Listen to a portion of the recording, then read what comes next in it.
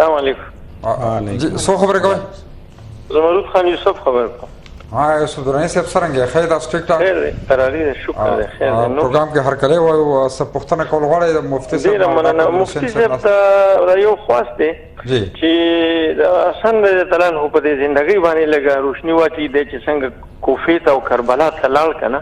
جی جی. نو د یزید او د ده لږ د زندګۍ باندې لږه رڼا واچوي چې خلک پرې خبر شي. او دویم چې دا کوم اهل تشریک دي دوی مثلا په دې نهم لسم وارم باندې د نور کربلا د واقعیا زه مفتي صاحب ته خواست کوم چې دې باندې تاسو رڼا واچوئ چې موږ کتونکو ته دغې واقعې حوالې سره معلومات راشي.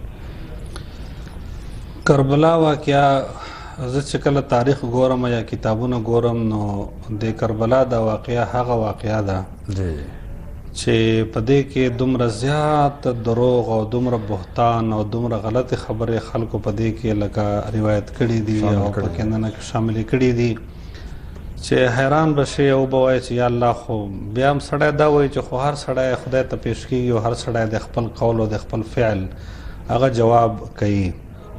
اول به زه خپلو ناظرینو ته دا وایم چې زمونږ دلته مقصد دا نه دی چې فرض که مونږ یو فریق یا یو شیخ پیش کول یا یو غلط پیش کول، نه دا نه دی. زه کم از کم د هغې خبرې ذمهوار یم چې کومه ماته صحیح حقیقت او رښتیا د ثبوت او د دلیل سره د قرآن او د حدیث او زموږ چې کوم بنیادي صحیح کتابونه دي هغې کې چې کوم حقیقت دی نو زه صرف د الله تر مخ زما ته دا جواب دی چې یا الله د دې نه زیات لکه پروف ما سره د دې خبرې بل نه و. نوره یو 1400 کاله وړاندنۍ خبره ده نو زه په هغه ټیم کې نه موجود وم او نه ما دا څیزونه په خپله کتلي دي.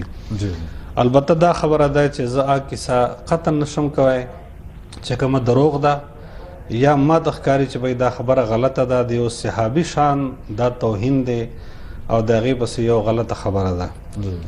کیسه دا وه چې مونږ کله تاریخ ګورو نو څنګه چې ډاکټر صاحب ووایي چې حضرت حسن او حضرت حسین رضی الله تعالی عنهما دا د رسول الله صلی الله علیه وسلم مسیح او رسول الله صلی الله علیه وسلم په دې باندې نوم ایښی و ریحانتان، یعنی زما دوه ببري. او رسول الله صلی الله علیه وسلم دې ته ویلي و چې سیده شباب اهل الجنه، دا د جنت د نوجوانانو سرداران دي. او دی دواړو مور چې کومه هغه حضرت فاطمه الزهرا رضی الله تعالی عنها چې د رسول الله سره ټولو نه کمه لور او ډېره زیاته ګرانه او ډېره زیاته مینه هغې سره کوله. چې یعنې د هغې د مینې دا انداز و چې کله د حضرت علي رضی الله تعالی عنه سره د هغې واده وشو نو رسول الله سلم به ټول ورځ خلکو سره مشغول خو چې کله به غرمه دی کور ته تلو نو د کور تلو نه اول به دی لاړو حضرت فاطمې کور ته، د هغې حال اول به یې واخیستو، د هغې نه پس بیا رسول الله صلی خپل کور ته راتلو. مونږ پښتانه خو دا وایي که نه وایي چې خور لور واده کوي نو بس واده دې کړه او سړی وایي د خور لور په کور نه میلمه کېږي که نه. خو زما پیغمبر دا حالت و چې هغه به اول د دې کور ته تلو، هغه نه پس په خپل کور ته راتلو. بیا کتابونه لیکي چې حضرت علی رضی الله تعالی عنه ته چې کوم کور یو صحابي هدیه کړی و ورته اخیستی و هغه لرې ولغونتی. نو رسول الله سلم خپل ځان سره نږدې بل کور دی له واخیستو چې زه په دې سره غرمه کې ما دپاره تګ راتګ مشکل دی نو چې ته ما سره دلته نږدې پاته کېږي. حضرت علی رضی الله تعالی عنه هسټري تاریخ چې مونږ ګورو نو دا وخت ډېر مختصر دی چې د یو لکه رسول الله سره ویلی چې اصحابي کالنجوم فبأیهم اقتدیتم اهتدیتم، زما صحابه دا د اسمان ستوري دي چې کوم یو پسې روان شي بس ته به هدایت ته ورسې.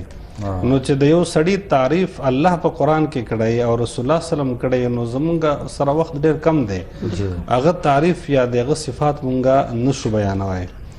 حضرت حسن او حسین د دې حضرت فاطمه او د حضرت علی رضی الله تعالی عنہ د دې دواړه زامنو.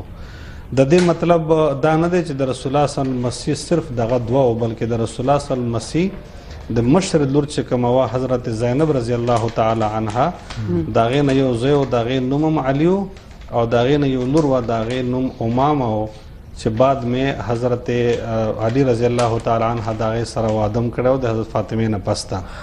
هغه د رسول الله صلی الله علیه وسلم مسۍ ولکه او د حسن او حسین او د حضرت علي رضی الله تعالی عنه دوه لوریان یې مې د حضرت فاطمې نه نو دا د رسول الله صلی الله علیه وسلم المسیح و.